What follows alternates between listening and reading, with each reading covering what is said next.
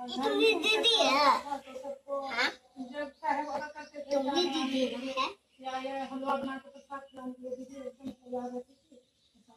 दीदी है? तुम्हारी दीदी है?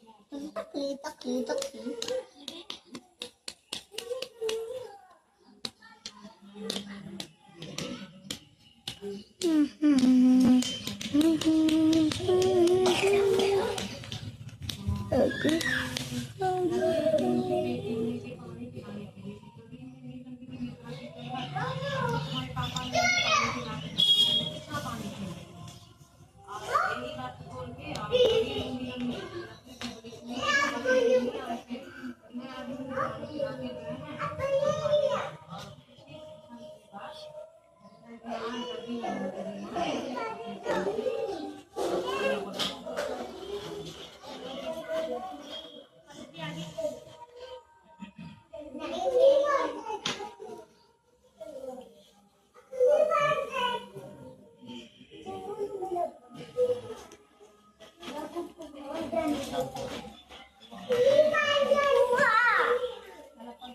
देखो मेरी फुआ है, मेरी मम्मी भी है।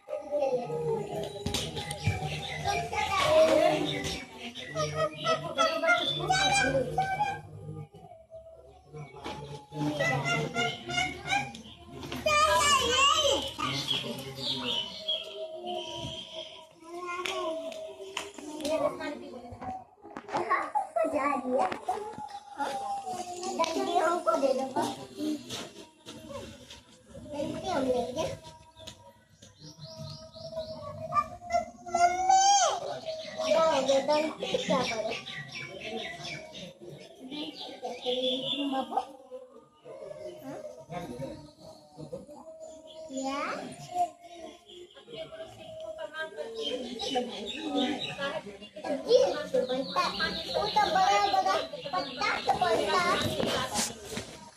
हमारी दीदी माँ इतने दयालु थे कि जात पात का भेद नहीं रखते और हम लोग को भी नहीं रखने बोलते। तो हम लोग उन्हीं के कहने पे, साहब जी के कहने पे सिक्खों गुरु बनाए हैं और हम लोग 30 बनने का प्रयास कर रहे हैं। अभी बने नहीं है, 30 बनने का भी प्रयास कर रहे हैं। तो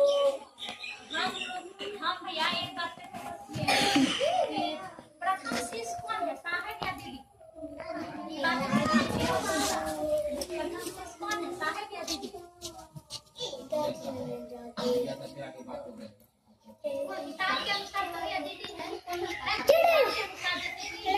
शादी के शुभ अवसर पे उनको कहा गया था, पूछा गया था कि आप लोग किसी को गुरु बनाए हैं? तो बोला कि बोले कि गुरु नहीं बनाए। तो बोला कि सिर्फ गुरु बना लीजिए, गुरु बना लीजिए। तो लड़कियां नहीं मानी, नहीं बनाई थी और नीलम दीदी मान गई। वो उस समय नीलम दीदी पहली बार ये गुरु बनाई थी। पहले तो भक्त थी, उसका पूजा करती थी, लेकिन गुरु शादी की रोज ही बनाई थी। और शादी का 2 साल पहले शिव को गुरु बनाई थी, माने तो अपने मन में। तो इस बात से मेरे मन में एक विचार आता है कि हम शिष्या तो नीलम दीदी और उसके बाद हरिंदर मन में ये विचार आता है कि शिव हरिंदर भैया अपने आप को गुरु बोले, कभी तो नहीं हम लोग को शिव को गुरु, तो हमारे गुरु कौन है? हरिंदर भैया। उसके करने पर शिव को गुरु बना रहे हैं, लेकिन क्या हरिंदर भैया कहते हैं कि हमको गुरु मानो? ना तो वो गुरु बने और ना तो प्रथम शिष्य बने। क्यों? क्योंकि वो तो स्वयं महागुरु महादेव क्या है? वो महादेव भी थे जो हरिंदर भैया के रूप में अवतार लिए। तो इस बात से हमको थोड़ा सा समझ में आया है, मेरे दिमाग में यही बात चलता है कि वो हरिंदर भैया इंसान नहीं, स्वयं महागुरु महादेव जी थे जो अपने आप को ना तो शिष्य बनाए ना तो गुरु बनाए। शिष्य जैसे भी बताया गया है कि शिव के शिष्या पहली शिष्या माँ भवानी होती है। तो इस रूप में इंसान के रूप में आया हरिंदर भैया और नीलम दीदी। तो इस रूप में भी माँ भवानी माता हमारी दीदी माँ थी, तो माँ भवानी ही थी, तो इसलिए प्रथम शिष्य वही कहलाए। मेरी दीदी नीलम आनंद जो थी वही प्रथम शिष्य इसलिए कहलाई क्योंकि वो माँ भवानी भी थी, माँ पार्वती ही थी, इसलिए प्रथम शिष्य ही और हम लोग को उसके बाद शिष्या बना गई, हमारा कल्याण कर गई। ये मेरी दीदी इतने दयालु थे और शुरू से ही वो लोगों का कल्याण ही करते रहे और करते चले गए, मरते दम तक भी वो लोगों का कल्याण करके ही गए। अपने जीवन दूसरे को दान कर गई हॉस्पिटल में। जैसे कि उसके बगल वाले पेट में ब्लड कैंसर वाली जो गुरु बहन थी, उसको डॉक्टर जवाब दे दिया था कि अब ये नहीं बचने वाली है, इसको 2 दिन बाद लेके चले जाए। उसी बगल वाले पेट में उसी रूप में मेरी माँ आई थी, जो वो कहा गई उसको कि आपको कुछ नहीं होगा, आप नमः शिवाय का जाप कीजिए।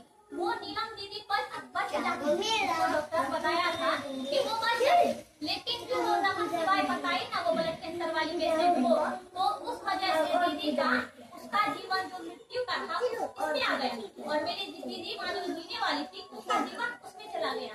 मेरी दीदी माँ नीलम आनंद वो आखिरी सांस तक वो दूसरे के लिए जो आखिरी सांस था ना, वो अपने लिए कुछ हो सकती थी, मान सकती थी महादेव थे, लेकिन ऐसा नहीं थी। वो मरते दम तक अपने जीवन दूसरे को दान करे।